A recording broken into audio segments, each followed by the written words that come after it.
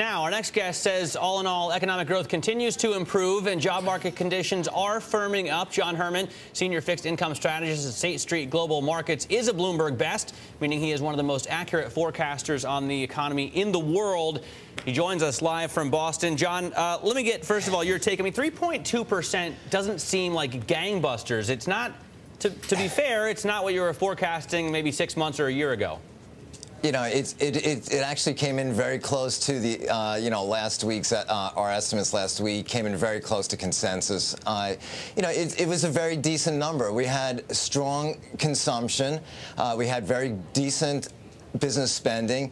And really, if it wasn't for the fact that weather was such a problem in the month of February, which exacerbated the declines in a couple of key components of GDP, we probably would have had like 3.5%, maybe 3.6% growth. I mean, it's very decent. Potential is below 3, so surpassing 3 is not a bad thing. It's not the kind of growth, though, John, that's going to get us back to an 8 handle in unemployment this year, is it? Not to the 8 handle, but, we might get very close to 9%, by the end of first quarter next year. I think, one thing that people are missing out on is that they have been, most economists, most analysts, most investors have been, basically underestimating the pace of economic recovery, pace of economic growth. And I think what they're going to probably also make in terms of mistake is underestimating the pace and the pickup of job growth. So I think once we get past this month of April, jobs definitely start to pick up and accelerate. Spending is solid. Profits are just unbelievable. What are the jobs numbers you're looking at?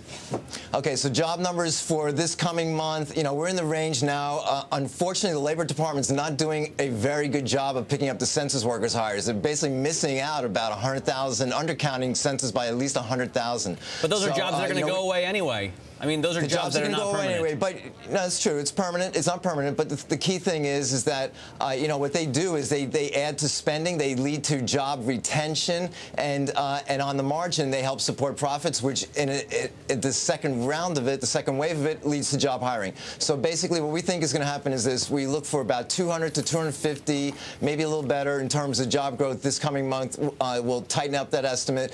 In the month of early June, when we get that report, that number could be 550 plus in early June. So these things are pretty solid. And then we think we just basically sort of settle into job gains around 100 to 150,000, and that's a decent pace of job growth.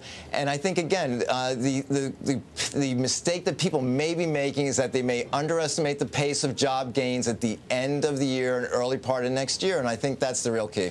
What about the mistake of overestimating the stabilization in home prices? I mean, this is, as Barton Biggs puts it, and he's more bullish than you are, I think, even on the stock market.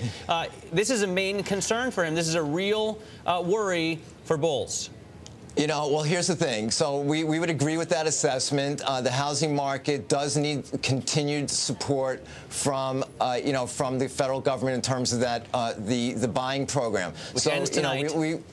So it ends tonight, so guess what? So in a month from now, you find another bill in Washington, you attach it to the next bill, and you extend it to the rest of the year until we just continue to support the housing market. Part of the problem with housing, too, though, is that most people are just very hesitant, very risk-averse in terms of jumping into the housing market. I think, as the year progresses, as people become more confident, as they see signs of the recovery gaining traction, I think they'll just climb out from underneath their shells, and we'll see spending pick up along a host of categories, including home spending. What's your outlook, John, for stocks? I mean, Barton is saying 1,500 is easy for the S&P if you look at earnings of $90 this year, 100 next year. If you're looking at a 15 PE ratio, but he says, and some others have been saying lately, if you look at the rule of 20 and realize we're at 0% interest, zero unemployment and basically zero interest rates, you could see much more than that.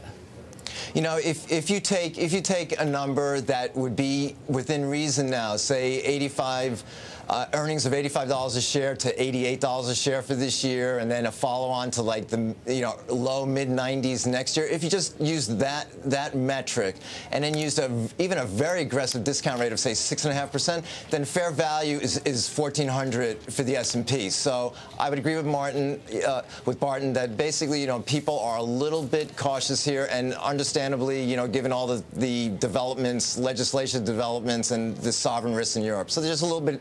people are just a little bit cautious here. All right, hey, but John. The upside is scary. John, thank you so much for joining us. John Herrmann there, one of Bloomberg's best Thank you, Matt. as far as forecasting the economy. Now